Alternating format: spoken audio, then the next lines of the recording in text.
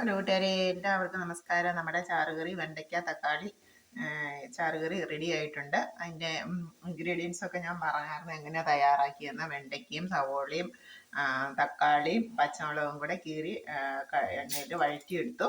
എന്നിട്ട് നമ്മൾ തേങ്ങ അരപ്പ് ചേർത്തു. അതിൻ്റെ വിശദമായിട്ടുള്ള വീഡിയോ ഇട്ടിട്ടുണ്ട്. നമുക്ക് അതിലേക്ക് കടുകും കൂടെ താഴ്ത്തി കൊടുക്കാം.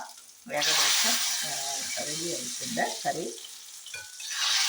വളരെ സൂപ്പർ ടേസ്റ്റിയാണ്. ഇത് നമുക്ക് ചോറിൻ്റെ കൂടെയോ ദോശയുടെ കൂടെയോ ചപ്പാത്തിയുടെ കൂടെയോ ഒക്കെ നമുക്കിത് കറിയായിട്ട് ഉപയോഗിക്കാവുന്നതാണ്.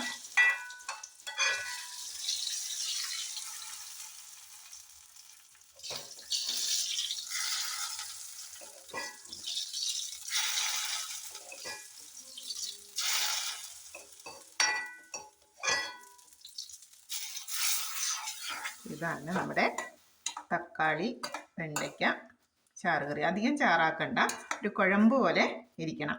അതാണ് അതിൻ്റെ ടേസ്റ്റ്. അതുകൊണ്ടാണ് അധികം ചാറാക്കുന്നത്. ലേശം എണ്ണയും കൂടി ഉണ്ടായതുപോലെ.